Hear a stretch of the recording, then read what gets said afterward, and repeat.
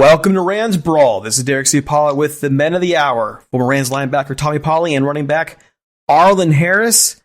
It is our AFC North preview, maybe more. We'll see how this one goes. I know just getting things going, you guys are already talking some football. Checking in with you first. Arlen, how you doing? I'm doing good. We, started school. I know we were talking about we're full go, just trying to get acclimated with all the changes that comes with that, being in school and, practicing and just, nothing's changed. I know I've been going for a little bit, but just trying to make ends meet like everybody else. Well, you did some traveling too. How's that trip home? It was all right. We get a little dead week. It wasn't really relaxing like normal, just, stuff going on with the family and all that, health wise and, but it's always good to go back home, but it wasn't really a break that I was looking for. So, I can't wait till I have a real, opportunity to step away from it all. Tommy, how are you, man? How you doing? Yeah, I'm doing that. I can't complain too much. Arlen over there, he's out there. He got pads on. They out there hitting. We over there still in shorts, out there sunbathing for real. Everything is still up in the air as far as us, as far as football wise. So I mean, all of them. Sure, I wish we was like Arlen. If we was going to be out there doing something. But it's cool to be out there, just to be around some type of football anyway. But to me, I think our season is probably still pretty much up in the air. I think with the city, St. Louis City, going to be still in phase 2 or 3 before, before we can even get in the pads. They had to be, St. Louis City has to be in phase 4 for us to start hitting and having contact. I don't think we'll be in those phases to be able to play a game. But, they had the kids out there, I guess, exercising and doing things like that, I guess it's fine. But to me, it's a little nerve-wracking because you don't know who you're going to play. You don't know who's the first opponent going to be. It's just pretty much up in there, so you don't know what to do. So you guys were talking about how things are going with COVID and how your school's responding, how the teams are kind of like the question of the season itself right now. What is your feeling, especially when colleges, Big Ten postpone until spring, and Pac-12 as well, other schools making that move. What's the feeling down there on your school grounds there about where this year's going for sports? Arlen? I think everybody's optimistic because we're actually full go in school. I know it was optional as far as going virtual. I think there's only a handful of kids that are doing that, taking advantage of that. But I'm in there. I'm in the hallway seeing, all the kids, 400 something plus kids in the hallways, and like Tommy said, it's a blessing. Things that we got to go through to prepare for practice. But I mean, we're out there. Pads on. Sure, we'll be full. We just went through the heat acclimation. We'll be in full pads tomorrow. You know what I mean? But, with that, it's just being able to structure your practices to make sure everybody's safe. And, the kids' distraction coming from, coming out of school was kind of a headache last week. But, we're trying to figure out from week 1 to week 2, hearing whispers. We already canceled our game to Colorado week 1, and now we have, somebody within the state that's trying to backpedal a little bit. So, there's rumors going around with the county play, and whether you can play outside your county here. And then Misha released where you could possibly push back your season, but it's not like a collective agreement. So it's kind of just like a cluster, man, because they're leaving it up to the schools, but nobody's really working together or putting their foot down and kind of setting a law or a guideline for everybody to follow. Tommy, what about on your end? How are things on campus now for where the season's going? You mentioned that you guys are in short still. What's the feeling overall? It's just up in the air. They had orientation the other day for school, so the 9th graders are enrolling. School starts tomorrow, technically, but I mean, they got a plan for them to be social distancing. It's a small school anyway, so, but it's just the athletic piece. I just don't think we're gonna be able to play because I don't think we're gonna have enough days and pads and everything that comes with that. So, I mean, but they're going to school up until I guess the city reaches a threshold where they got to cut back to a phase 1, and then they probably have to pull them out of school and they got to go remote. But right now, they go to school tomorrow. We practice tomorrow, but not in pads. So we're going to see. All right. So cross country here. I guess I mean, we have this whole plan for where we're going to go. But before we get to about, we're going to just transition right into college football, Big Ten, Pac-12, hitting the can right now for now. Other schools are waiting, and of course, the SEC, Big 12, they're all planning on playing. What is your take now on seeing these colleges postponing? Especially when you taught me first, because you mentioned this last time out, and you were telling us, listen, these campuses are these practices, they're locking these kids. These kids are in quarantine. They're sealing themselves off to play. So when I heard this news, knowing how serious these schools were taking, at least the programs were, it surprised me a bit. What was your take on it? I mean, it surprised me. But I guess you can see who the diehards are. The ACC still playing. The Big 12, they still going to play. And the SEC, they're still going to play. So some teams weighed the risk-reward, and some other conferences weighed that same risk-reward and said it wasn't worth it. So I don't know. It's just... It's the same way it's going on with the high schools. Some areas want to play, some areas don't want to play. Over here in Illinois, where I'm at, they just rolled everything back to phase 1. So bars can't have a certain amount of people in it, things like that. But over in St. Louis, they're over there playing Little League football and things like that. So, I mean, I don't know. So, yeah, so I guess the down south, I guess they more diehard. You see how the Florida governor came out and said, well, even if the conferences don't play, well, all Florida teams can play, and they just play each other. So, I mean, they're stuck to their guns. They're going to play. So, I mean, I like you said, you can give them an option. I like the option of whether they decide their own fate. You know, as long as they got the proper protocols in place, they're in quarantine, they're getting tested daily or weekly, whatever that looks like. And the main part is they're holding themselves accountable, not going out, not hanging out with people, not having people over, not going to parties and things like that. It's going to be hard, but because they're young guys in college. But this is some things you got to do right now, or put the whole team in jeopardy. Arlen, what are your thoughts on that decision? Yeah, it's likewise. I think it was interesting. I was shocked the first time I heard the Big Ten said they were shutting it down. I thought they'd have held out a little bit longer, and then, the Pac and a couple other ones are following suit. So it's going to be interesting, to see if they're going to be able to get through with it. I know Notre Dame, that's an independent. They said they're going to bang with the ACC. So I think the biggest scare for the Big Ten was when Indiana had that one player that hopefully he's straight, but fighting for his life in the ICU. And I think that, opened up some panic, you know what I mean? Just trying to be liable for that situation. And maybe some of these schools looking at, okay, we're going to just try to get ahead of it. But all in all, like I said, even with the high school trickling down, for everybody to be open and do what they want. If, the SEC and all them, I knew the SEC would be the last one standing regardless, or whether they're going to play or not. But I think keeping an eye on what college is going to do, it's just surreal to think there's not going to be college football and we out there with high school kids.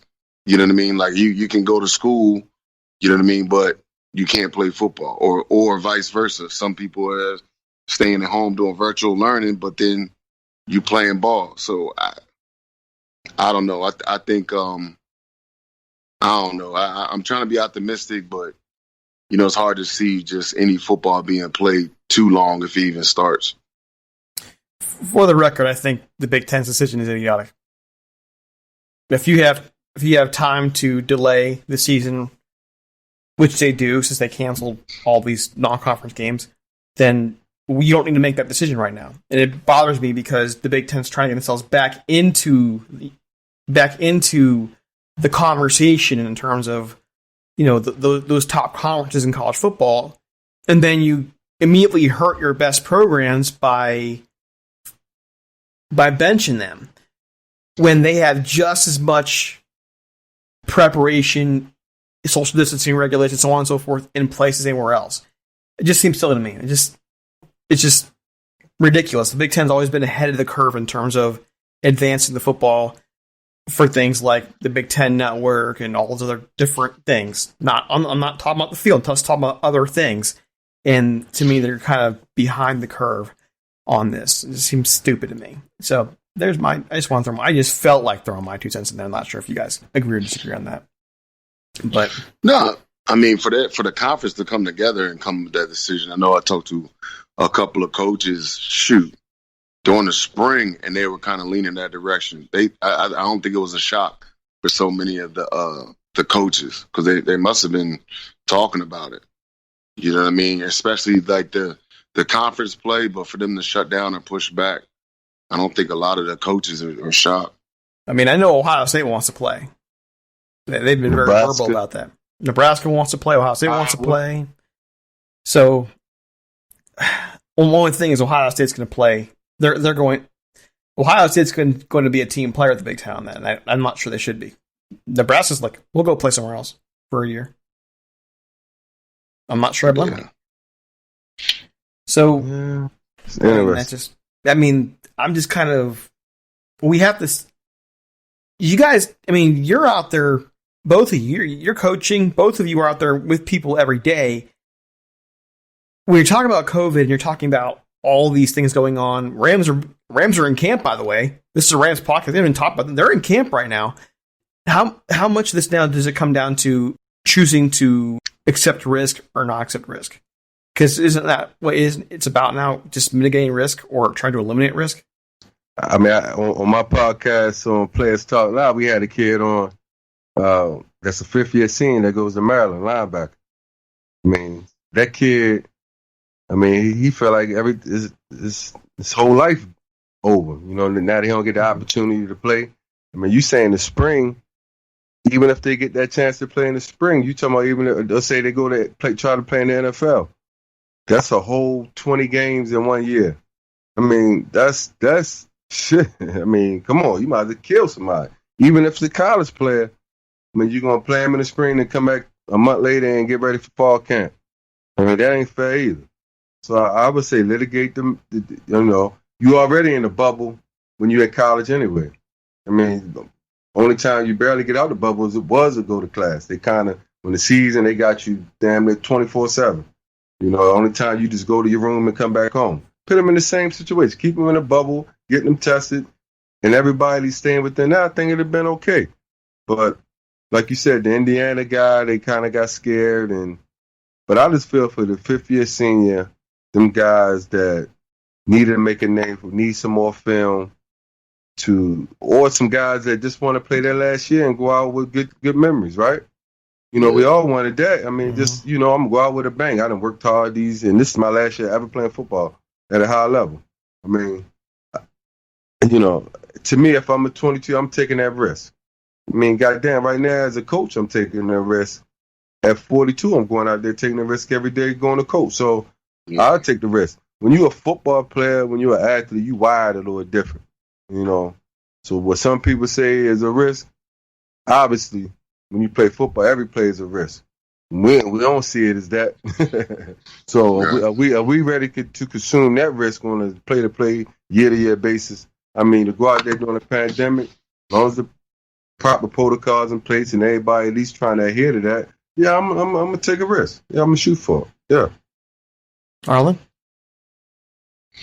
Yeah, I mean, I agree. He hit on the head. Every time I go around, all them young kids, man, whether they shoot, what do you call it? They can be a carrier of the virus. Shoot, man, I think about it all the time because we had different situations where it might have been 2, 3 spots removed from somebody being interacting with somebody with the virus. But at the end of the day, for all of us, you got to take precautions, to educate. But there's always going to be risk reward. You know what I mean? Like, you can't just there's teachers that homeschool, those 3 kids, and she ended up passing away, from the virus. And she was just homeschooling 3 people, and I'm pretty sure she was taking, proper precautions and spacing the kids out. So you just never know. I mean, a lot of people, like Tommy said, to play this sport, any sport, but really to play this sport, you can't operate in fear because you're going to get hurt anyway, if you start operating in fear. So, the ones that feel comfortable to go out there and bang, that's what they're going to do.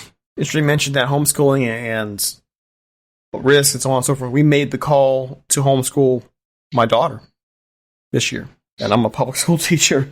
We made the call not because of COVID, but because of the restrictions that are being made in the classroom. We want our daughter to go to school and actually be able to experience being a kindergartner, interacting with the kids and so on and so forth.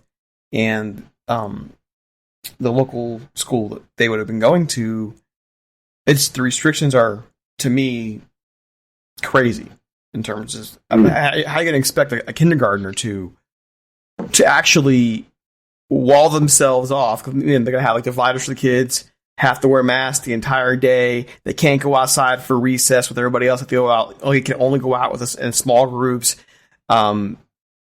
These are kids. These are 5-year-old kids. How are you going to keep 5-year-old kids in a mask all day? It's just not going to happen. And I realize that, I understand they're going to make their calls on this. You know what? We can't do that to my daughter. It's her first year in actual K through 12. I'm not going to do that, but we're going to homeschool. And I'm sure there are going to be other people who do the same thing. Yeah. They don't want that experience with it. So, the AFC North. I figured this might be a fun one for Tommy because he was a Raven at one point. You got some things. I know you got some feelings concerning the Ravens and, based on where you came from, where you played. I'm looking forward to this. But before we get started, true or false? You didn't think I would actually do a preview and not do a little bit of true or false. You guys ready? Mm-hmm. Man. All right, here we go. Here we go. I'm going to start with Tommy. True or false? The Baltimore Ravens left behind the franchise records when they moved from Cleveland. True. Arlen? False. The answer is true. The Ravens were forced to leave behind the name and the records when they left Cleveland. So, it's 1-0 there. Here we go. Oh, you said the name and the records. Okay. Well, I said the records, but in the question. Here we go. True or false? Andy Dalton is the Cincinnati Bengals' all-time leading passer. We're going to go with Arlen first. Dalton? I'm going to say Dalton. false. I'm going to say false. Okay. Tommy? What was the question again? True or false? Andy Dalton is the Cincinnati Bengals' all-time leading passer. Okay. False. For a bonus point, first one to say gets it. Who is their all-time leading passer? What's right? It's what is his name? That's embarrassing. Yeah, it is. USC quarterback, man. Yeah. He had his brother. His brother was the backup. God damn. I played against him too. Are you sure? Yeah, I think he beat out Boomer on what's his name? Oh no. Going once, going twice. Your answer is Kenny Anderson. Took them to the early A's. Yes. All-time leading passer, Kenny Anderson. Oh no, I'd have got that wrong. I thought it was what's his name? You thought it was Carson Palmer, huh? Yeah. Yep. All right, here you go. True or false? Going back to Tommy. The Pittsburgh Steelers were once known as the Steagles. False. Arlen? False. Arlen says false as well, and you would both be incorrect. At one point, the Philadelphia Eagles and the Pittsburgh Steelers were forced to combine their teams for a year and became known as the Steagles. And there you go. The winner today will be Tommy by a score of 2-1. All right. There's one more thing I want to ask you about, because I had to ask this one before we actually get into the preview, kind of the bonus here debate. Arlen, this one's just for you, man. Let's see if you can beat and make the better points than Tommy. Speaking of those Pittsburgh Steelers, who is the best running back in Pittsburgh Steelers history? Arlen, make your case. This is like an opinion, or we going off stats? This is your opinion. I didn't give you enough time to research stats. This is your opinion. I mean, right away, you got to think about the bus. Obviously, yeah. Jerome, he gotta be for sure the best running back. I would say after Franco Harris. Oh, okay. I'm about to say. Yeah. Why?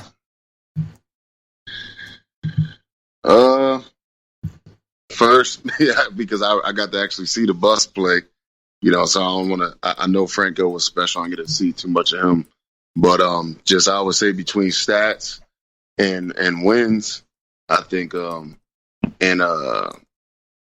knowing that team without the bus. I mean, you take the bus off a couple years off of that team. I don't think they had they had nothing else. I can't speak for Franco, but Jerome Hall of Famer. They both Hall of Famers, but yeah, they both are. All right. What do you say, Tommy? Who is your all-time best Steelers running back? I'm gonna go Franco Harris. He got the titles. He played in the air where they was running the ball. They leaned on him a lot. So I'm gonna go with that. Rocky Blair, you got to throw him in there too. That's his name, right? Mm-hmm. Got a couple of guys. I mean, he was okay, but yeah, I'm gonna go with. And then the bus. What he did for a few years. He was one of the top backs in the league. But it's always was their scheme too. He got a lot of carries. So I'm gonna go Franco first, then the bus. Bus got a lot of carries to get all those yards. Okay. So by the numbers, and I'm not saying one here is right or wrong. By the numbers, Franco Harris ran for 11,950 yards. As a Steeler, he is our number one all-time leading rusher, numbers-wise. The bus is at 10,571, and then way down there, I know you guys remember him, Fast Willie Parker. Yeah, I know. 5,000 North Carolina. Yep, and Le'Veon Bell at 5,336. And here's a question for you guys too, just kind of moving into the present. Where do you see Le'Veon Bell in terms of his standing as a running back for the Steelers? Considering he only played there for a few years, but when he was there, he was great. How do you view him?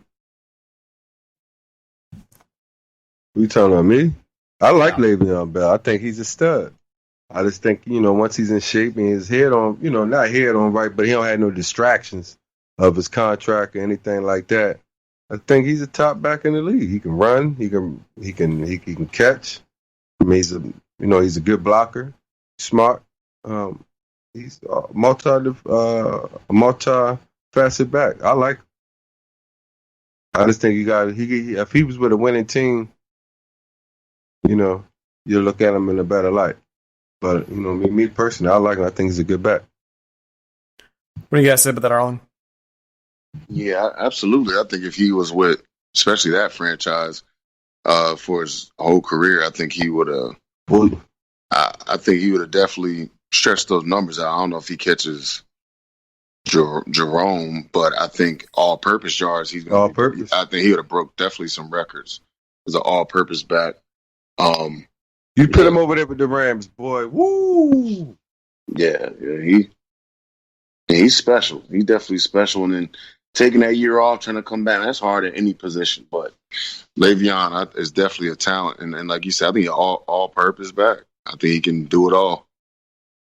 So it was a shame. Yeah, and I just want to point this out, too. The Steelers have had some backs, man. they've had some serious running backs that we don't really talk about too much, but Rashard Mendenhall, during his peak, one of the best. Barry Foster. Mm-hmm. Merrill Hodge was very good. Going all the way down to, you mentioned Rocky Blyer, and we have Fastly Parker. I mean, that's a lot of really good backs over the years. They find a way to find guys. Even if for one season, they got the best out of James Conner. So, very interesting club. Jeez, Deuce Staley, Najee Davenport, they all had great years there at one point. Amos Zaraway. These are guys who weren't in the league very long, but they had some good seasons there. Tim Worley, Bam Morris.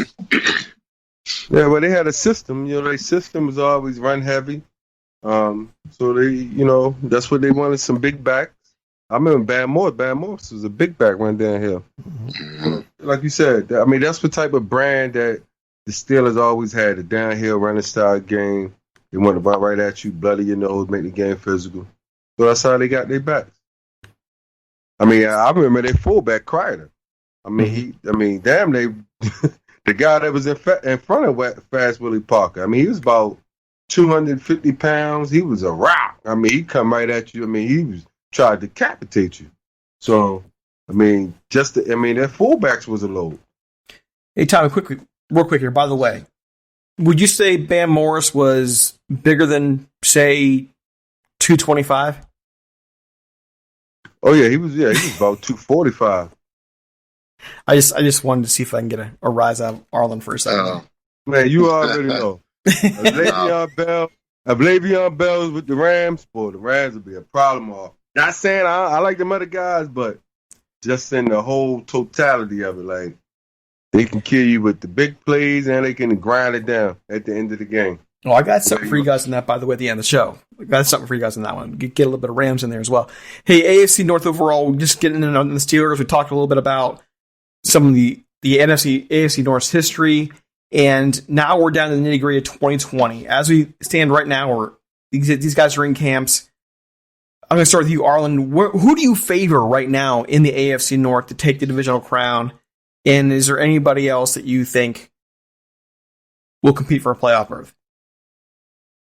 No, I got them. I got all of them finishing in the same way. The Ravens is the team to beat clearly.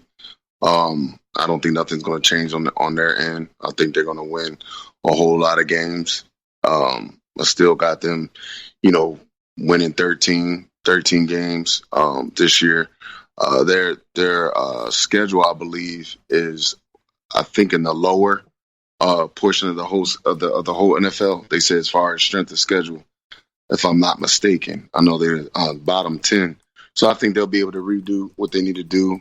And the Steelers got them second, but they're not gonna. I don't think they're gonna be able to match what Baltimore is putting out. So I definitely got the Ravens winning it all over again. Tommy? I mean, yeah, I got the Ravens winning it all over again. Ravens going to bring that Ravens mentality, that downhill, mix it up. They was the best team in the conference last year.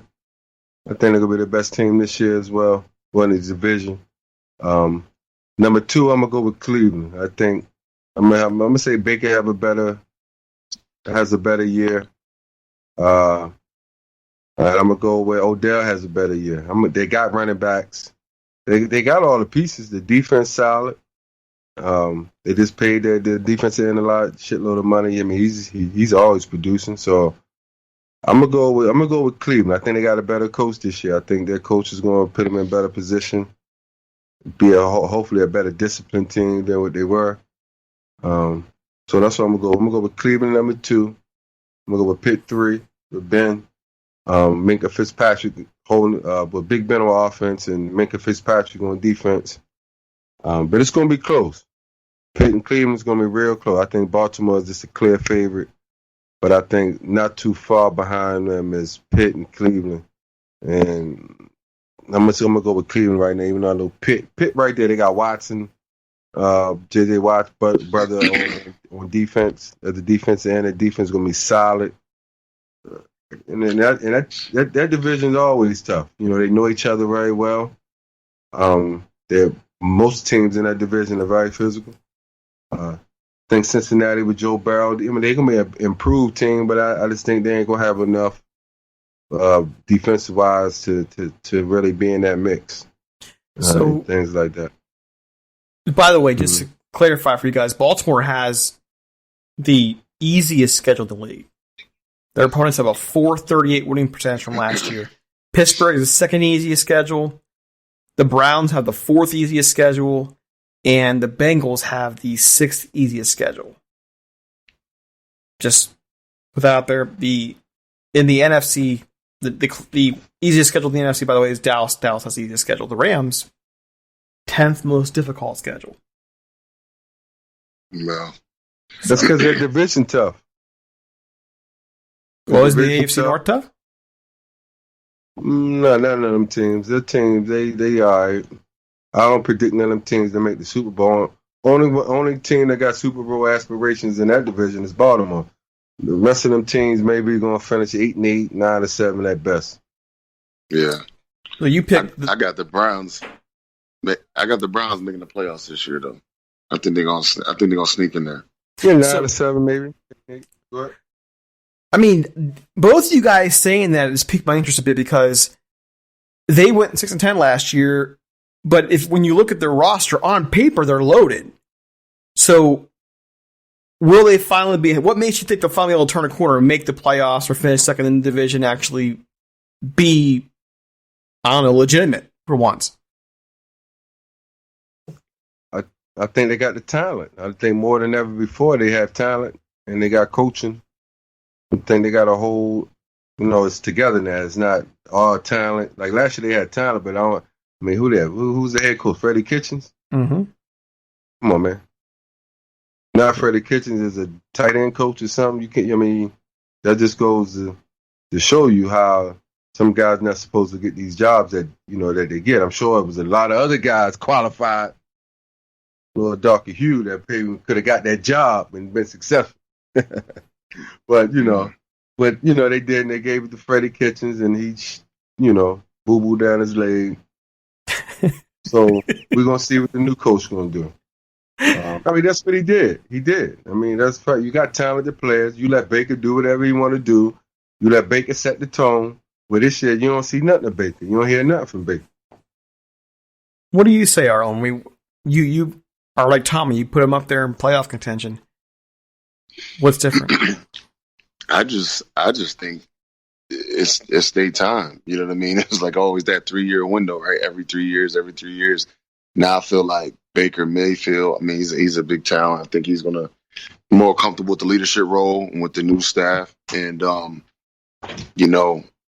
with Odell, a couple of cats had an opportunity to possibly leave, or seek some trading and all this stuff. So I think they see something there in that city. And it's just, I'm just rooting for them as an underdog. I think it's their time. And I wouldn't be shocked, like you said, they could be paper champions looking at their roster, but I think they got enough talent to go out there and make the playoffs if everybody stays healthy. So who are your stars to watch this season in the AFC North? Like who would you, if you're going to just, some casual Joe fan comes talking football with you and you're going to talk about the AFC North, who would you say, make sure you watch that guy? Who are your stars to watch in the division? Me, Minka Fitzpatrick. Pittsburgh looked dead last year before they got him in the trade. He came, got him in the trade. He brought life to the defense, to the city. He's just one of them, spectacular players. Then Devin Bush Jr., also for Pittsburgh. He was I think he was a rookie last year. He played solid, but I think he's going to be better in year 2. You should know a little bit more. He should play a little faster this year. So those two guys for sure. Who I think, Pittsburgh, I know for sure, they already in starting roles. What about you, Arlen? Who are your stars to watch? Well, I think the obvious, everybody going to see what Lamar going to do. You know what I mean? With the season that he just had. Definitely, just Fitzpatrick, like he said. And I think it's fine. I want to see what Myles Garrett going to do with everything that see how he respond. You know what I mean? That his highlighted postseason. Man, he gonna do what he do. You know what I'm saying? 10 plus. You know what I mean? And then I want to see what Juju going. Man, I think that receiver core over the Steelers is interesting. And I think they talking about moving Juju back inside and all that stuff. So like he's not a number one receiver. So I'm a Juju fan, even when they had AB over there. So just interested to see what some of those guys going to do. Just speaking of AB, who do you guys think AB signs with out of curiosity? Man, I don't think he's going to play no football. You think he's done? Yeah, I think he's done, especially all this. I think he's done. I think it gets week 8, 9, because they're going to start his suspension if he's on the team or not. So that's a good thing.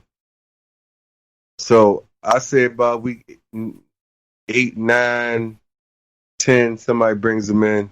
A veteran team. It's going to be a lot of injuries, a lot of COVID-19 situations. You just don't know what's going on. You know that guy going to come in and give you some numbers. You're only going to have him for maybe a month, and then he's out the door. So I mean personally, if he's in, and I know he'll be in shape because he's a workaholic. So I think somebody brings him in. It might be the Ravens. You know, Hollywood, he stay hurt. He's a little light fella, so you never know. It gets late in the season, one of them guys get banged up for the Ravens. I bet they call AB. Ravens ain't got no problem bringing him in. They just don't want to bring him in while he's suspended. So, Tommy, you also mentioned to the Bengals, they'll be improved. What do you guys? Where do you see the Bengals right now as a franchise? Who they still got the same owners? Ownership's still the same, and the same old Bengals. They're gonna do just enough to try to please their fans. That's what the Oreo owners do. They gonna act like they trying to win, and by the end of the season they're 8-8 again, or they're 7-9. So that's what I see from them. I think they'll be a little better this year. They might win. How many games they won last year? 4 or 5. I think this year they won 2. I think they go to 6 this year. And I mean, we will see with Joe Burrow. Joe Burrow to me was maybe a one. We're gonna see if he was a one-hit wonder. The stops he made before that, he got beat out. Went to LSU, had an average years 1 year, and then bang, he popped. So we're gonna see if he can continue his rise. Arlen, how do you do those? Not very good. I think even with the schedule they got, that's why I give them 4 wins. You know what I mean? You look at their schedule, but I think again, even with a young boy at the helm, he gonna need time. But I agree with Tommy that the Bengals, certain cities, man, unfortunately, they just like Cleveland to me. Just roll them both together. They just got a dark cloud over that franchise. They'll have some talent, but I don't see the Bengals, especially in that division, scaring anybody. Because when you mentioned Cleveland, I live in Northeast Ohio right now, and I can tell you, just how much the fans are tired of it, but yet they still keep coming back for more punishment. But the Browns were once one of the crown jewels in the league. And 20-some years later, they're a hot mess, so they have been anyways. You guys mentioned earlier on the Browns are a team that you expect to turn a corner this year. When you were players, how did the league see the Browns as a franchise as in relation to its history, where they were then? I mean, how did you guys see it? I mean, for real, both of those teams, if you went there to die. That's where they buried you at right there. I mean, be honest with you. I mean, you didn't want to go and land near one of those locations. I mean, it was like they was telling you that this is the last stop for you, and that's it. So, I mean, that's how I was always viewed. It was and it was always from the front office. Everything rolled downhill. Like the front office wasn't good. They didn't want to pay their players. To even they're giving out the equipment. They were saying they gave you one jock strap the whole year. It was, or you had to pay for all your, some of your equipment that was in the extra equipment, where everywhere else I went, everything was just, here you go. They say with Cincinnati, it was like you had to pay for the extra little stuff. So it was just little stuff like that with an organization. They said the organization didn't treat you like, right, and everything else flowed from downhill. So that's what I was always thinking. You go to those two places to die. Arlen, do you agree or disagree? Yeah, I mean, the thing with Cincinnati, I mean, their uniforms is always popping. They have a player here and there.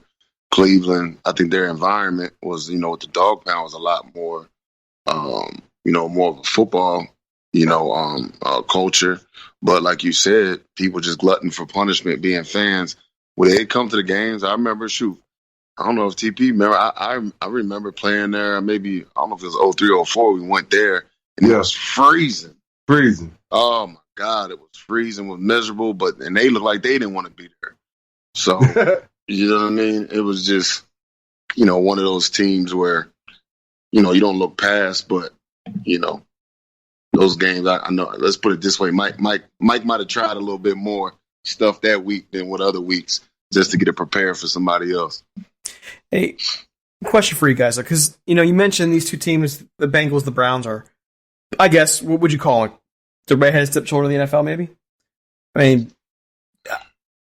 but they're built differently. The right now, their front offices are acting differently. The Bengals are the Bengals. They've been cheap for years. They made a couple signings this last offseason, but the Browns went out there in the last 2 years and spent some serious money. They went out there and got Beckham and Landry, and they paid Myles Garrett. They are out there trying to get players not only to come there, but they're willing to trade picks for them. Which of these two teams do you think can and will turn the corner and actually at least become a respectable franchise that's capable of being more than that down the line? I mean, right now you got to say Cleveland because they got the quarterback. They got Myles Garrett as a DN. Like, you got two stable guys right there. You got a good receiver. A good receiving core. You got running backs. The offensive line. The running backs, the line a little shaky, but I think they're manageable. But they're co-solid. So the defense, they got secondary is pretty solid. They got players. That's not a thing. It's now just putting it all together, having the front office and the coaching staff all on one page to bring in those secondary guys like the special teams guys, the backups to solidify the team on the back end. Because you can have all the shiny stars and all that, but if those special teams and all the little things ain't right, you're gonna lose a lot of close games. Well, I think there'll be in a lot of close games. With the Ravens and Pittsburgh, they always seem to get that good special teams play or make that good play right here at this time to get them over the hump. Cleveland always seem, and Cincinnati always seem to go the other way with those plays. So we'll see. Arlen? Yeah, I agree. I know, no offense, Tom, he played over there. I always felt the AFC North was boring, man. Like, even growing up watching their games, it's just boring. It's just boring. That football stay right in the middle of the field. You know what I mean? And they toughen it out. But that's what football's about. That's kind of what you grow up and you know. But you're a light back over there, Arlen. Down here over there, it's different. It is. It's true. It is. It is. I give you that. Absolutely. All right. So before we go, guys, there was an interesting. I found this interesting.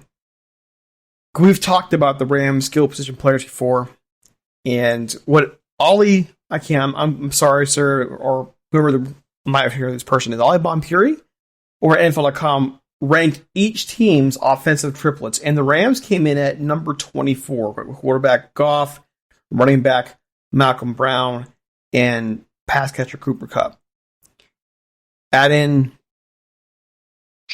all the other guys they got, Robert Woods, Tyler Higbee, Cam Akers now.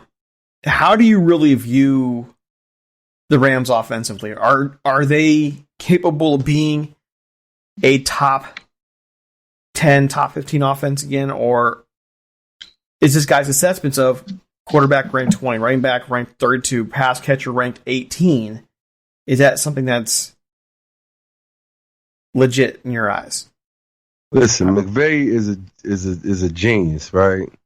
He could take me and Arlen and you, and we're gonna go out there and get some yards. That's what he does. The problem is when it get thick. Like what I mean by thick, when it get down to everybody know your plays. Seattle gonna be standing right there. They know all your plays. They got the players, and San Fran got the players, and they know your plays. Now, can you win at that time? I don't think they got the players when it get real thick, when everybody know everything, and you got to beat your man one-on-one. I don't think they got the players at that moment. Like, you could take Torrey Holt, you could take Isaac Bruce, and you get him in that moment right there. Mike could call anything he wants. They're going to beat their guy. They're going to get open. They're going to catch the ball. I don't know, as a defense, am I respecting the offensive guys in that moment right there? They're nice guys, nice players. They solid. But all those guys, when it's time, I'm talking about when it's time, it's everything on the line. You got to make a play. Is Cooper Kupp going? Or you putting all your trust in Cooper Kupp and more, whatever, all the rest of those guys? I don't know. I just don't see that yet. And so 24, I can see why they rank them 24. Are they going to put up numbers? Yes, shit, yeah. Like I said, me, you, Arlen, shit. We can go out there. We're going to put up some numbers. We're going to drive the field. But when they get thick, we got to play Seattle and all them in the second, third game down the line, are we going to still be able to do that? That's when you know you got a good player. And I don't think they can win all the time. Arlen? I think that's very valid. I think he nailed it. But sometimes, again, you talk about a Belichick, and I'm not saying McVay's Belichick. We always reference Martz. I think they have enough pieces that if the sequence of the right plays are called and then put those boys in a position to be successful, I think they will shock people. But individually and namesake, I agree. I don't think nobody's going to be like, all right, guys, we got to stop them. And they're going to have somebody over the top of Coop and all these other things. And people going to be in panic mode and give one or two people all this attention. I think they're going to just like, all right, let's man up or let's stay in our defense that we trust. Right. And let's go.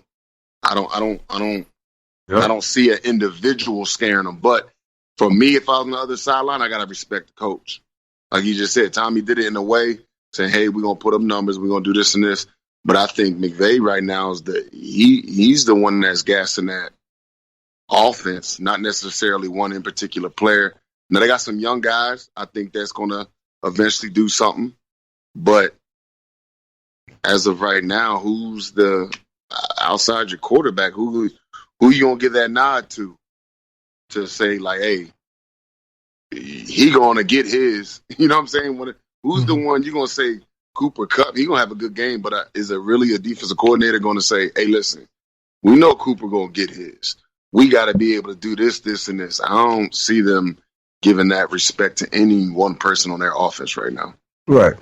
So just want to know a couple things here, too. The Rams coaching staff is the second youngest team in the league, coaching staff-wise. As a team, this team is suddenly one of the youngest teams in the league. If you look on the roster, they're 25, 24, 23, 22 years old. Up and down the league. They're still young. They're very young compared to what they were a year ago. Does that play a factor of young coaching staff and a young roster overall? Yeah, I mean, I like McVay. I think he vibes with his players. I think he gets the most out of his players. I think his players trust him. And they play for him. So, I mean, I like him. He demands a lot, but that's any pro coach. They're going to demand a lot, but he loves what he does, and his player loves what he does. So, and the coaches, I think the young coaching staff and the young players are going to vibe together. Sometimes you get these old vets that come in, they set in their ways, both ends, the coaches and the players. They set in their ways, but these young guys, everybody fresh. Everybody just wet behind their ears is trying to, make their way into this league, into our league. So I mean, it's going to be interesting, but I think they got enough veteran coaches over there and enough veteran players that are at good enough positions. Quarterback, they got a vet. Donald's a vet. Ramsey's a vet. I think they'll be able to hold the team up until some of those other guys, young guys, catch up. But they had to go young. They didn't have the money to spend on anything older, so they had to get what they can get. So I was looking at the offense. That's why I was on Pro Football Focus page. So they have one guy on the offense who's older than 20 years old. They have a couple guys on special teams who are 30 and older, and a couple guys on defense who are 29, 28. So there you go. It's still a young team overall. Arlen, when you're looking at this roster, its youth, its experience level now is changing. We've had a big turnover there. Young coaching staff. You heard what Tommy had to say. What do you have to say in reply to that? What do you? Because is this team able to perform well to the standards now, to the bar they've established? By the way, this team has established a bar that wasn't there 4 years ago. Can they do it? Yeah, I think they can do it. Because of the youth and because of the environment that they're building over there. You know what I mean? Listen, we've talked about it before, from the uniforms to the facilities to the trades, letting people go, and the draft picks and all that stuff. I think they're trying to purposely come up with a new, not necessarily a new identity, but getting people in place that's what fits the identity that they want as a organization. And I think the youth part of it is smart. You know what I mean? So they can build some stability and have guys come and kind of plant their flag in the ground and say, hey, this is my team. Aaron Donald, obviously they got some named guys on the defense, but shoot, bringing in guys all long in the tooth that kind of been there and done that, them dudes trying to win now. You know what I mean? Where I think the Rams are more of an organization trying to build something instead of being like a pit stop. If that makes sense. Makes sense. All right, guys. It is getting late. The hour is nigh. Closing thoughts from both of you. Going to stick with Arlen first on the stats of the AFC North, the Rams, or anything else you want to close with today. Arlen first. What do you guys say? It'll be interesting. I know all these guys are in camp. Got to see people making a big deal out of Lamar's visor. I could tell he got that Madden swag and all that stuff. So it's good to just watch the guys at the highest level running around and seeing some of the precautions that they're taking and, hopefully, trying to get a season in. So it's just looking at all these men and all the way down to these young men just trying to play a sport that they love, see if we can get it off the ground. I know it's entertainment or a break from all the distractions we got going on right now with this virus and on top of everything else. But hopefully the fall sports you get an opportunity to at least, put something together for some of these kids that need it. Tommy, your closing thoughts. Man, it's a tough time right now. You got a lot of coaches and players that want to play, and then you got some that don't. Just as a world, you just don't know how to, from day to day, you don't know what to do, where to go, or even what to say, because everybody's different. But I've been talking to coaches from like all parts of the country, and I'm a coach myself. And like I had a coach down in North Florida told me straight, I ain't coaching. Like he wasn't going out there. He ain't taking his team out there. He ain't practicing. And then you got some, still saying they gonna go out there.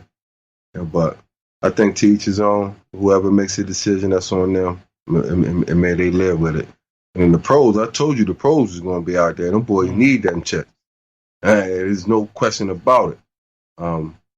My thing is with those college seniors that their last year is probably gonna go down the drain, and what's next for them? So it's a hard. Sometimes with my mom used to say, "Life come at you fast," and I think right now life coming at a lot of people fast and don't know which way to go. So I just hope it get better soon. You know what's sad though, Tommy? I'm getting tired of all of us having to say that. Every, Yeah. it's all we ever have. When we're doing a show or having a conversation, how often are you saying, "Man, I hope this gets better soon," or something like it? Yeah. It's just what it is. It's the time we live in. The time we live in. All right, folks, there it is. Another episode of Rams Brawl in the books. You can follow us on Twitter at Rams Brawl. You can follow Tommy at Polley29 on Twitter. Arlen Harris at Arlen Harris 33, and me, Derek Ciapala at DCIAPLA, all on Twitter. Tommy got a new show, by the way, himself going on. Tommy, what's that show? Where can people find it? Players Talk Live, where you can find them on all your social media accounts. And you all know that I also host Rams Talk Radio. So, time for us all to hit the road. Have a great one. We're out of here. See you. Run it!